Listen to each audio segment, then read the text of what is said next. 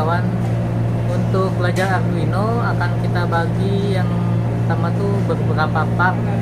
Jadi enjoy aja ya, karena kalau langsung lama bosen, jadi bikin 5 menit 5 menit. Oke, sip, selamat belajar. Warahmatullahi wabarakatuh. Pada bahasan yang lalu kita sudah membahas tentang LCD 16 kali 2 karakter, jadi 16 kolom 2 baris, jadi ada 32 huruf atau angka yang bisa kita tampilkan pada LCD ini. Nah, LCD kalau kita ingin ringkas, kemarin juga sudah dibahas bahwa kita menggunakan modul interface I2C atau I2C, sehingga jumlah kabel yang banyak yang perlu dihubungkan antara LCD dan microcontroller Arduino menjadi sedikit dengan adanya modul I2C.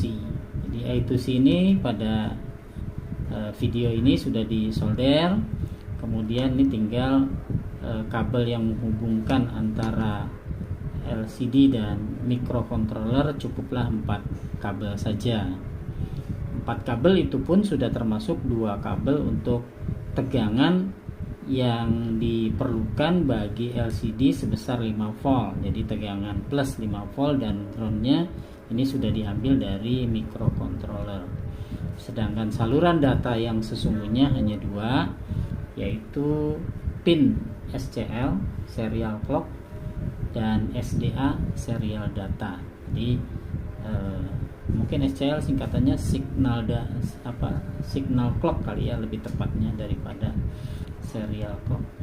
Baik, jadi prinsipnya ada 2 kabel SCL dan SDA yang kita hubungkan ke microcontroller, ditambah dengan tegangan sumber 5 volt dan ground yang diambil dari Arduino Uno. Ya, sudah ada 4 kabel. Nah, nanti data yang ada di microcontroller, baik itu data digital atau data analog, itu bisa kita tampilkan di LCD. Nah, sebagaimana sudah juga dibahas pada video sebelumnya tentang pengenalan Arduino Uno, bahwa Arduino punya input analog dan input digital. Yang menarik adalah input analognya. Input analognya ada sejumlah 6, ditandai dengan A0 sampai A6.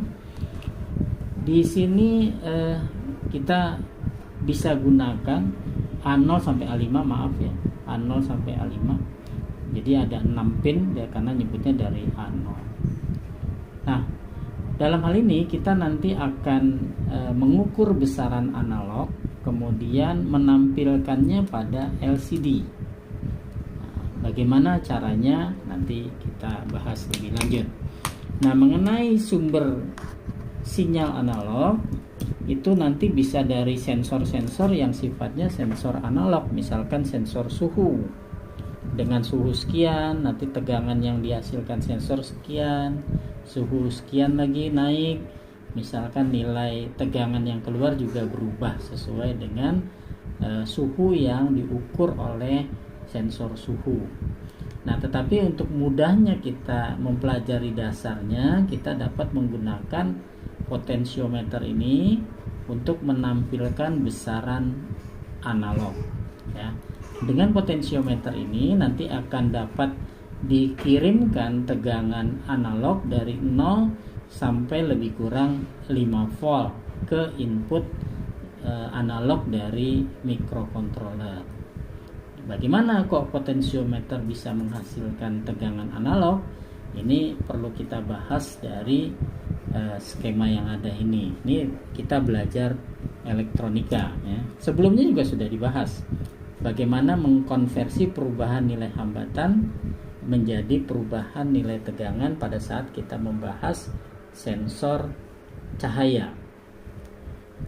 Nah, prinsipnya adalah rangkaian dasar pembagi tegangan. Di sini ada R1 di seri dengan R2 yang ujung-ujungnya dihubungkan dengan tegangan 5 volt. Kelihatan nggak ini? Kelihatan ya. Nah, dengan resistor R1 dan R2 dihubungkan tegangan 5 volt semacam ini, berarti ini kutub positifnya. ini kutub negatif atau groundnya, maka nanti pada R1 dan R2 terdapat pembagian tegangan. Tegangan pada R1 diukur di sini, kemudian tegangan pada R2 diukur di sini. Jumlah tegangan pada R1 ditambah tegangan pada R2 sama dengan tegangan sumber. Jadi kalau di R1 2 volt, di R2 3 volt, jumlahnya sama dengan tegangan sumber 5 volt. Pasti seperti itu. Pasti penjumlahan tegangan pada R1 ditambah tegangan pada R2 sebesar 5 volt. Sumbernya ya, kalau sumbernya 5 volt ya 5 volt, kalau sumbernya 6 volt 6 volt. Dalam hal ini kita pakai angka 5 volt. Nah, dalam hal ini kalau R1 dibuat tetap, R2 dibuat berubah-ubah, maka tegangan pada R2 juga akan berubah diikuti dengan perubahan tegangan pada R1. Makin kecil R2, maka tegangan yang keluar pada R2 makin kecil juga, sementara tegangan pada R1 naik. Jadi tetap jumlahnya nanti tegangan pada R1 ditambah tegangan pada R2 sama dengan tegangan sumbernya. Kalau R1 misalkan kita buat dari nilai 0 sampai dengan nilai tertentu, maka nilai tegangannya juga akan bisa berubah dari 0 sampai mencapai tertentu. Ini sesuai dengan perbandingannya R1 dan R2. Nah, kalau kita ingin buat demikian, kita bisa saja langsung menggunakan komponen namanya potensiometer.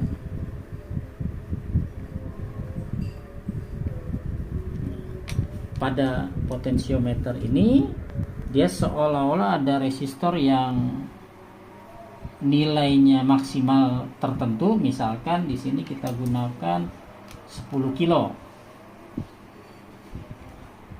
Nah, potensiometer ini resistor yang kakinya 3, yang mana ujung-ujungnya ini mempunyai nilai maksimumnya misalkan 10 kilo dari ujung ke ujung. Sehingga dari titik ini ya, kalau dia kita putar sehingga menuju titik bawah seperti ini.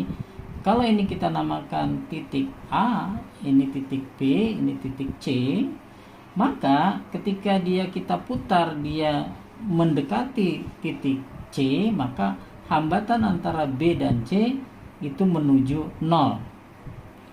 Sementara hambatan dari A ke B ini menuju maksimumnya yaitu 10 kilo. Kalau perlahan-lahan ini kita putar sehingga dia di tengah, maka seyogianya antara A ke B itu nilainya setengahnya 5 kilo. Antara B ke C 5 kilo juga. Nah, kalau kita teruskan kita putar ke atas sampai B ketemu A, maka hambatan A ke B 0, hambatan B ke C adalah maksimumnya 10 kilo. Dengan cara seperti ini, berarti nilai R1 bisa berubah. Kalau ada gambaran di sini, nilai R2 juga berubah. Jadi, yang pasti kalau dia ke bawah, maka antara B dan C nilai hambatannya 0, nanti tegangannya yang dihasilkan juga 0. Tapi makin diputar misalkan ke atas, antara B dan A bertemu, sementara B ke C nilainya menjadi maksimal. Dengan cara seperti ini, maka tegangan pun akan semaksimal tegangan sumber karena B dan C ketemu. B dan A ketemu. Nah, dengan mengatur-atur demikian, maka ketika B dan C bertemu, tegangan yang keluar antara B dengan negatifnya atau ground di sini, ya, maka kalau B dan C bertemu, diputar ke bawah dalam hal ini gambar ini, maka tegangan antara B dan C di sini dalam hal ini ground, setitik dengan ground, maka tegangan antara B dan C menjadi 0. Kalau ini kita naikkan sampai A dan B bertemu, maka tegangan langsung bertemu dengan titik A, tegangan B ke ground atau B ke C yang tadinya 0 menjadi sebesar tegangan sumber. Dengan cara seperti ini, maka tegangan antara B dan ground bisa kita atur dari 0 sampai sebesar tegangan sumbernya.